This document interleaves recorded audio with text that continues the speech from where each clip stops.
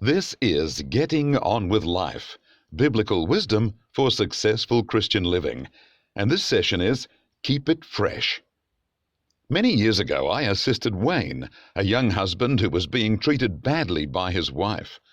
Wayne felt totally committed to his vow to love his wife, and so he continued to forgive her for what she said and did, and to keep expecting that the marriage could be restored. The wife divorced him, and threw a party the day the divorce was finalized. Yet he continued to be determined to love his wife.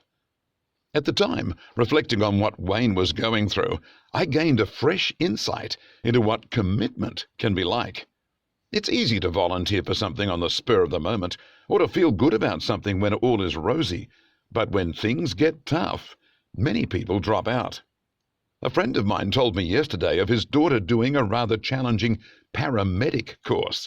The course is famous for the high level of people who drop out during the first year.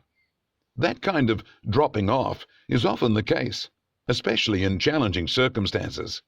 Jesus talked about that too, in his parable of the seed in different soils. The seed that fell in the rocky ground could not find deep root, and so the plant shriveled when the sun was hot.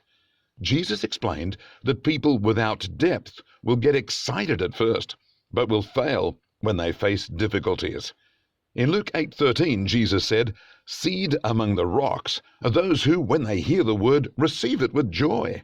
But they have no root.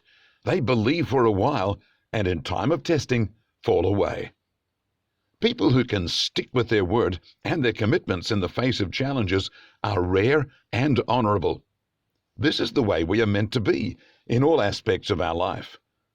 If you are a shallow, irresponsible person who can't be relied on, then there's a lot of work needed in your inner life. You may need God to plow the soil of your heart and dig out the rocks of selfishness, weakness, independence, fear, pride, and the like that keep you from being a fully reliable person. Wonderfully, God is on your side, even if you are a very weak person. He is able to uphold you, and He is willing to carry you through as you call on Him. God will also take out the stony heart within you and replace it with a tender, soft heart. In Ezekiel 36:26, God says, "I will give you a new heart, and a new spirit I will put within you, and I will remove the heart of stone from your flesh and give you a heart of flesh." What I saw happening in Wayne's life that was so wonderful, despite how hard it was for him, was that he kept his commitment to his wife fresh. By fresh, I mean he didn't just hold on to his old commitment to her, but he remade that commitment regularly. Let me explain it this way. A man finds a wife and commits to love her. He says to her, "I love you." Then he finds out she is a much more difficult person to live with than he thought. So he stops and rethinks his commitment. He said, "I love you," thinking she was one kind of person, but now he finds out she is different. So he recalibrates and decides to make a fresh commitment. And he says to her, "I love you." The second, "I love you," is not a repeat of the first, even though the words sound the same, because in heart he is making that commitment to a wife who is difficult, instead of to the dream wife he imagined her to be. Then she lies to him, betrays him, mocks him, humiliates him, and scorns him. Again he rethinks his commitment to loving her, now that he knows how unpleasant she can be.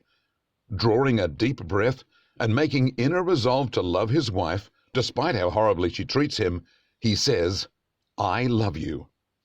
Again, this sounds like a repeat of past words, but internally, these are completely fresh words, reflecting a completely fresh commitment to his wife.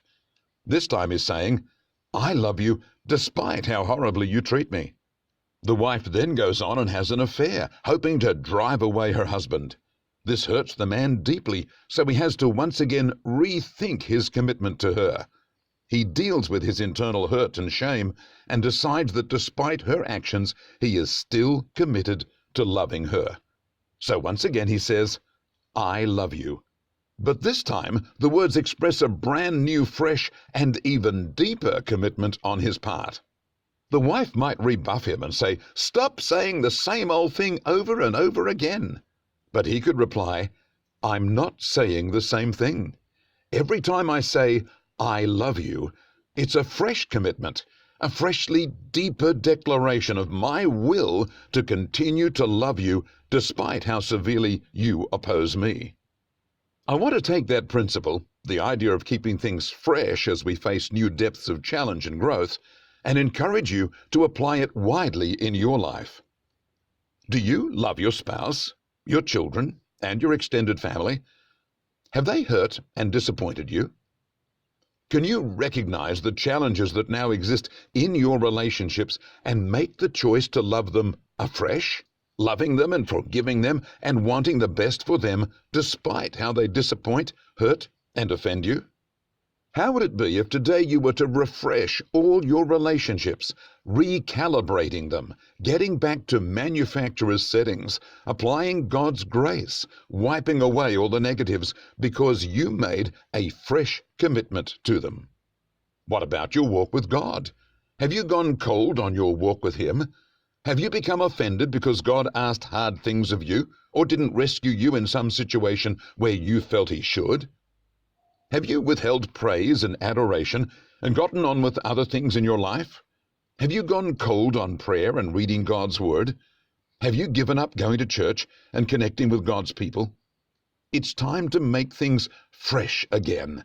It's time to dig deep and realize you can remain faithful and recommit to past commitments and find grace to overcome your disappointments, your hurts and frustrations.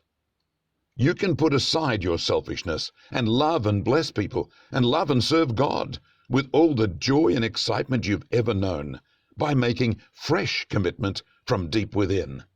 So, my friends, today and every day from now on, I call you to keep it fresh.